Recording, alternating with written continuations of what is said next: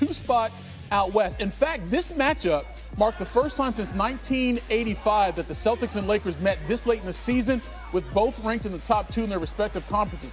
Luka, though, hasn't played a game in the Garden since last year's NBA Finals when he was with the Mavs. Little transition there for the Celtics to get things started.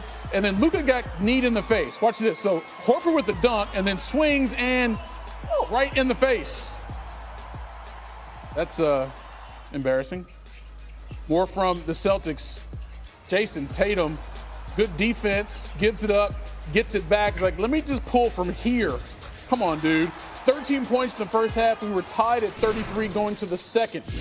In that second quarter, Austin Reeves misses the layup, lying on his back, gets the rebound, somehow gets it to LeBron, and he gets that to go and 1. Lakers were up 2. And then Jaylen Brown, I'll take that and raise you 2. Celtics regain the lead 53-52. Right before the end of the quarter, Tatum crossing you over, and the flow will break you down. He had 22 points in the first half, and Boston with a 4-point advantage. But in the third quarter is when the Celtics really went to work. Tatum pokes it away. Derek White out in front. It's 71-56. And then Brown,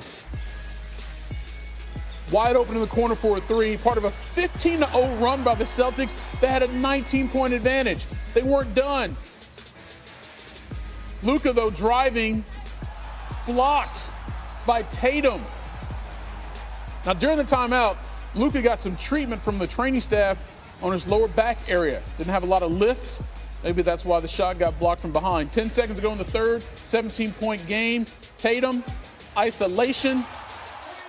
29-13, Celtics outscored the Lakers in that third quarter. But the fourth quarter, the Lakers like, we are down, but we are far from over. Luka with the flyby, knocks down the 3.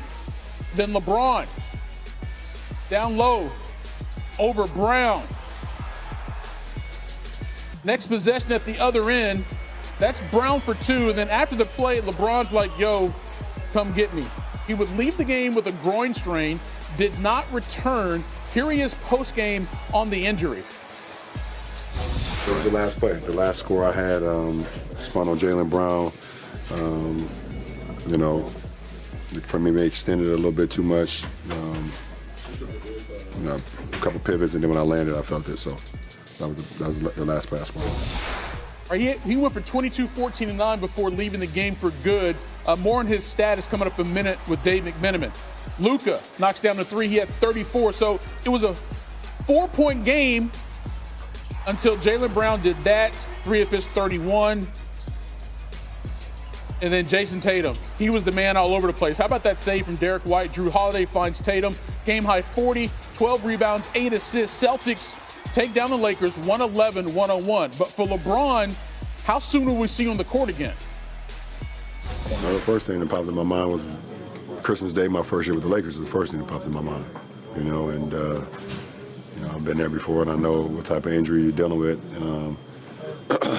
Second thing I thought about was 80. It's crazy, but I thought about 80. And then I'm over there just trying to see how much mobility and see if I can possibly give it a go. And then I came back here and did a couple of stretches and a couple of things that ultimately knew that I was probably going to be done for the rest of the night. So again, more from Dave McMenamin on LeBron's injury coming up later on SportsCenter. Back to Jason Tatum. I mentioned 40 points. That's the third time in his career he's done that against the Lakers, tying John Havlicek for the most by any Celtics player in franchise history, and that includes the playoffs. A reminder, this game, the 376th time that these two have traded jumpers. Celtics and Lakers, atmosphere was incredible. Great regular season game. It's what the fans want to see. Great players on both sides. It was a lot of fun. The history and tradition, all the legends that wore these uniforms, that competed in these battles. NBA is a better place when the Lakers and Celtics are good. I mean, obviously it's, the Celtic Lakers, and you're a part of that, and that's important. And, I feel like there's moments that you give those guys chances to be able to be a part of that. And they're, Al played 37. Like everybody on this roster is, playing for a legacy, and you do it together. And I felt like that was a great moment for them to be able to compete at a high level for as long as they wanted to.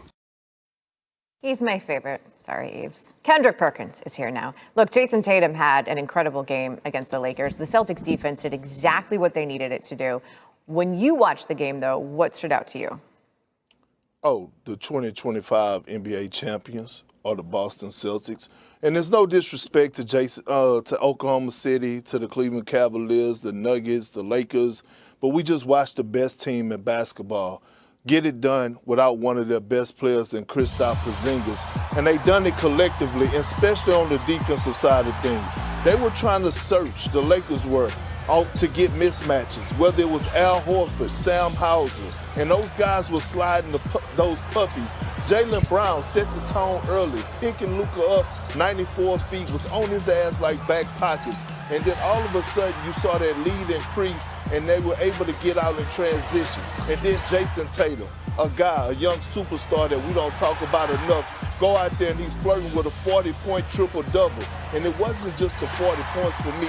It was him hitting the glass, him having the 8 assists, making guys around him better, blocking Luka's shot, setting the tone, playing with that tenacity. And I'm sitting up here saying to myself, I'm like, I don't see a single team in the NBA that's going to beat a fully loaded, healthy Celtics squad in a 7-game series. I just don't. Because that's the thing. They weren't fully healthy in this game. They didn't have everyone that they needed in this game. Speaking of health, there were a few times when Luka appeared to be dealing with some discomfort. We'll call it that, discomfort. And all of that sort of like looms a little extra large now in terms of what Dave McMenamin is reporting with his groin injury for LeBron James. It's not a matter of days. This could be a matter of weeks that LeBron misses.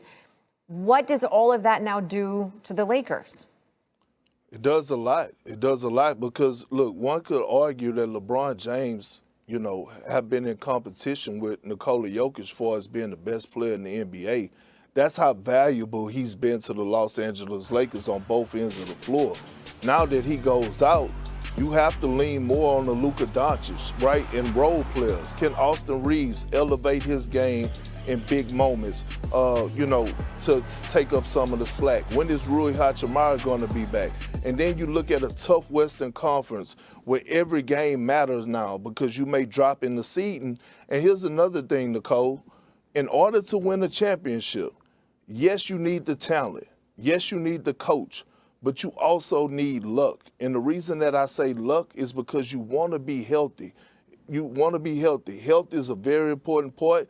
And this timing right now that LeBron James is going out is just not looking good for the Los Angeles Lakers. That is a shame considering how they have looked the last couple of weeks, especially since they brought Luka on board. Mr. Perkins, thank you very much. Thank you. From that rivalry to this one.